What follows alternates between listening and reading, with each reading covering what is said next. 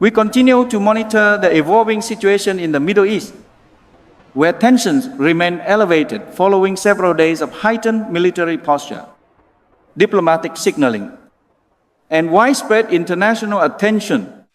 At this hour, there is still no official confirmation of large-scale escalation beyond what has already been reported by multiple international outlets. However, the pace of developments and the tone of public statements suggest that the situation remains fluid and highly sensitive. In recent days, regional airspace monitoring services have reported adjustments in flight paths near certain strategic corridors. While such adjustments are not uncommon during periods of instability, their frequency has drawn attention from analysts who specialize in aviation safety and regional risk assessment. At the same time, maritime tracking services have shown continued commercial shipping activities through key waterways, indicating that, as of now, global trade routes remain operational. There has been no confirmed closure of major international shipping lanes, though insurance risk premiums in some sectors are reportedly being reassessed. Military analysts emphasize that force readiness and actual engagement are two very different conditions.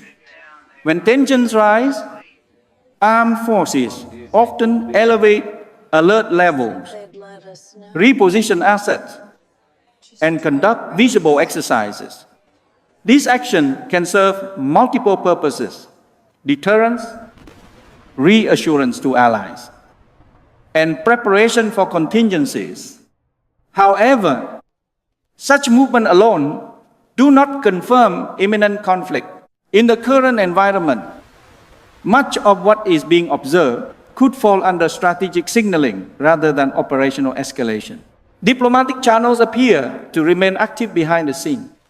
While public rhetoric may seem firm, history shows that quiet communication often continues even during periods of visible tension. Direct military communication lines, sometimes referred to as deconfliction mechanisms, are designed precisely to prevent unintended incidents. There has been no verified report that such communication channels have been severed, which many experts interpret as a stabilizing factor. Another dimension of the situation involves domestic political dynamics within the countries involved. Leadership decisions during international crises are rarely made in isolation from internal considerations. Public opinion, legislative oversight, economic pressures, and alliance commitments all influence the range of options available to policymakers. As a result, statements made in public forums may serve both an international audience and a domestic one. Energy markets continue to reflect cautious uncertainty rather than panic. Price fluctuations over the past several trading sessions indicate heightened sensitivity to geopolitical headlines, but not yet the kind of extreme volatility typically associated with major supply disruptions. Strategic petroleum reserves, diversified supply chains, and alternative export routes have altered the global energy landscape compared to previous decades. Nonetheless, even moderate instability in a strategically important region can influence investor behavior and risk calculations. Regional actors beyond the immediate parties remain carefully positioned. Several neighboring states have issued calls for restraint. Emphasizing the importance of stability, international organizations have reiterated the need for diplomatic engagement. The tone of these appeals underscore widespread recognition that even limited confrontation carries broader implications. Security analysts frequently highlight the concept of escalation management. In complex environments, the objective of each party may not be to dominate outright, but rather to demonstrate resolve without triggering uncontrollable consequences. This balancing act requires careful calibration of messaging, force posture, and diplomatic outreach. It also depends on accurate interpretation of the other side's intentions, something that can be challenging amid fast-moving events and incomplete information. One of the most significant risks during period like this is misinterpretation. A defensive maneuver might be perceived as offensive preparation. A public warning might be interpreted as an ultimatum. In a highly charged atmosphere, perception can shape reality. For this reason, transparency and communication often become as important as military capability itself. Information flows in the modern era move rapidly, sometimes outpacing verification. Images and videos circulating on social media require careful authentication. Independent verification organizations are working continuously to determine the origin and timing of digital content. Until such material is confirmed, it remains prudent to treat it cautiously. Responsible reporting depends on distinguishing between confirmed development and preliminary claims. At this stage, analysts generally outline three broad trajectories that could emerge. The first is control stabilization, in which tensions gradually ease following calibrated signaling. The second is limited, contained confrontation, marked by isolated incidents but not full-scale engagement. The third, less likely but still possible, involves broader regional involvement if miscalculations occur. It is important to emphasize that these are analytical frameworks, not predictions. Financial markets, diplomatic signals, and military posture will likely provide early indicators of which direction the situation may take. A surge in diplomatic activity or joint statements emphasizing dialogue could signal de-escalation. Conversely, verified expansions of military operations would point in the opposite direction. At present, the available data does not conclusively indicate which path will prevail. Global leaders are acutely aware that regional instability can have ripple effects far beyond immediate borders. Supply chains, commodity markets, migration flows, and financial systems are interconnected. For this reason, even countries geographically distant from the region are closely monitoring development. For viewers joining us now, we reiterate that this remains a developing story. Confirmed information is still limited in scope. Many reports are based on early assessment. Independent verification is ongoing.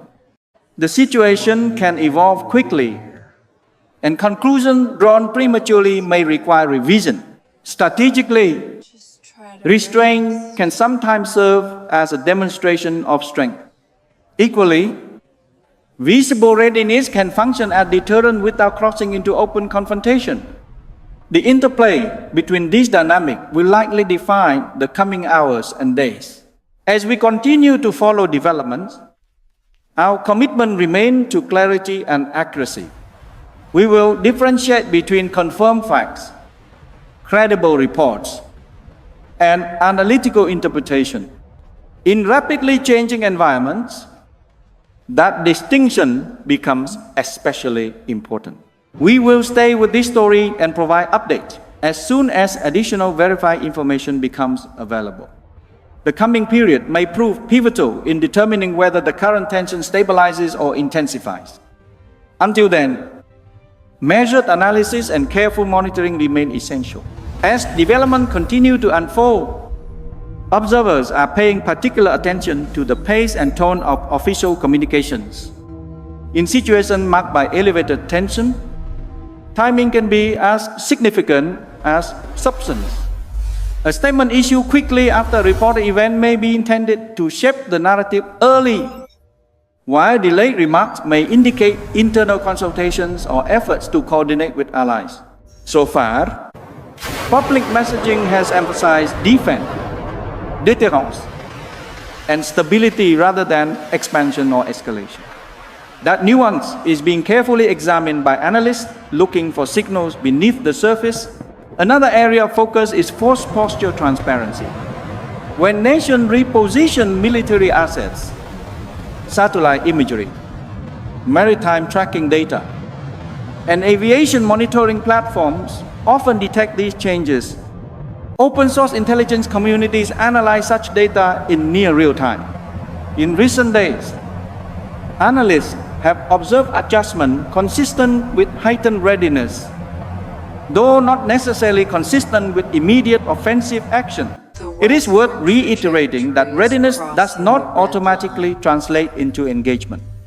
Military forces frequently enter precautionary states during periods of geopolitical strain. Diplomatic observers are also evaluating back-channel communications. Historically, even adversarial states have maintained discrete lines of dialogue during crises. These channels are designed to prevent unintended escalation and clarify intentions. While such conversations are rarely publicized in real time, their existence often becomes evident only after tensions subside. The absence of public diplomatic breakthroughs does not necessarily imply the absence of communication. From a regional perspective, neighboring states are recalibrating their own security postures. Some have reinforced defensive measures, while others have issued advisory to citizens abroad. These precautionary steps are typical during volatile periods and do not in themselves confirm a broader conflict trajectory. However, they reflect the interconnected nature of regional security calculations. Energy infrastructure remains another key variable. Pipelines, ports, and maritime transit corridors form the backbone of global energy distribution. So far, there has been no confirmed disruption of major infrastructure markets, while sensitive appear to be pricing in risk rather than imminent shortage. Analysts often note that perception can influence price swings even in the absence of physical interruption. Meanwhile, global financial institutions are conducting scenario modeling. Risk assessment teams typically evaluate multiple contingencies, from rapid de-escalation to extended instability. These models inform short-term market positioning but do not represent predictions of inevitability. Instead, they serve as tools to prepare for a range of outcomes. Security experts caution that during complex crises, information gaps can be as influential as confirmed facts.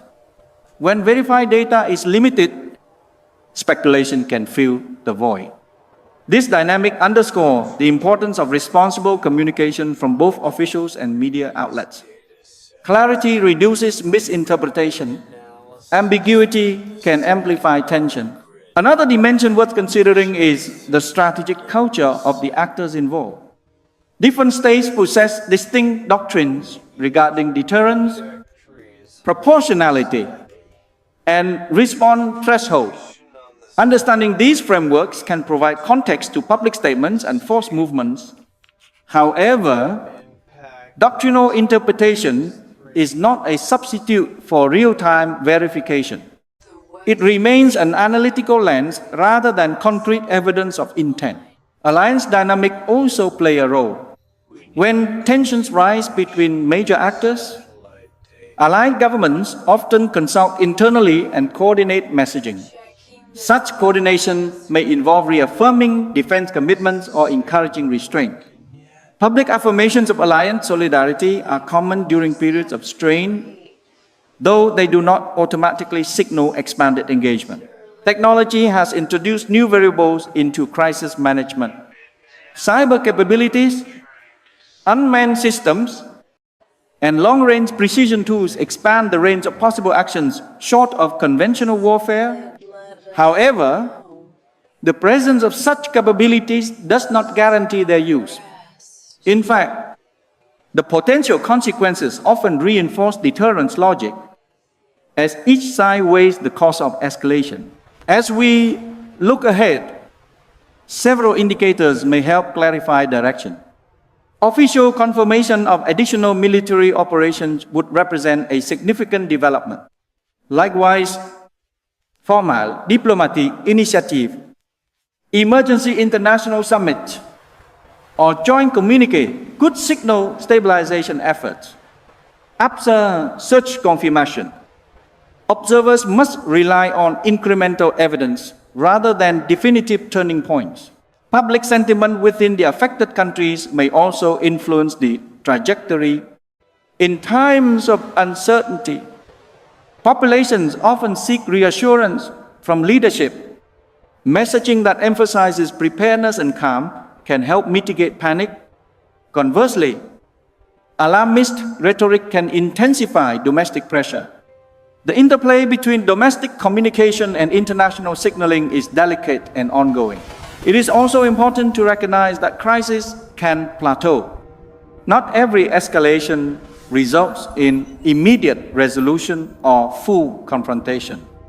Sometimes tensions remain elevated for extended periods, with intermittent flare-ups followed by temporary quiet.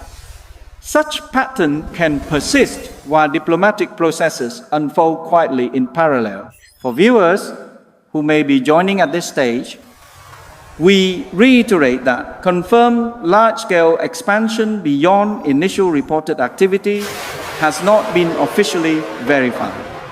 The environment remains tense, but contained within observable parameters.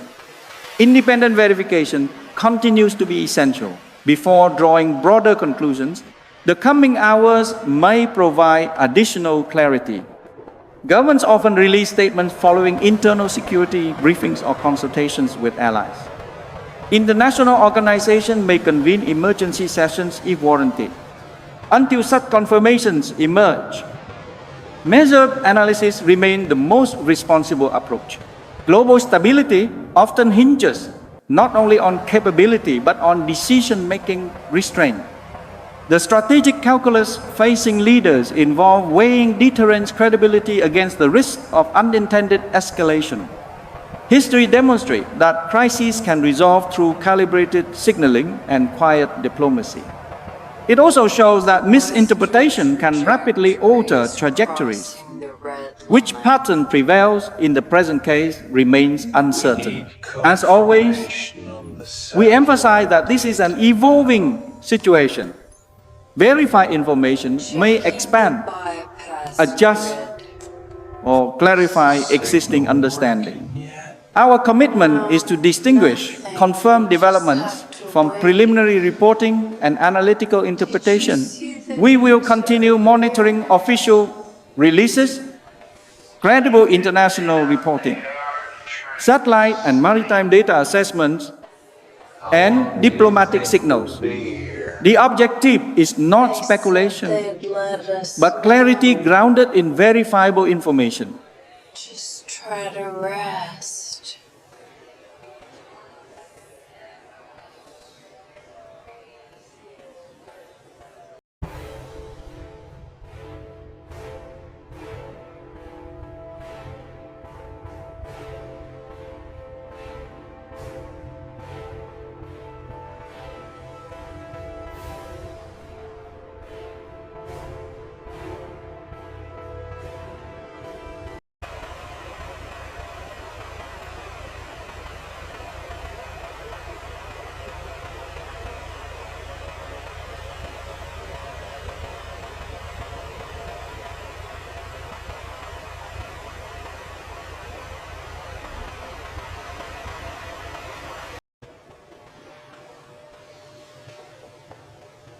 How long do you think we'll have to stay down here?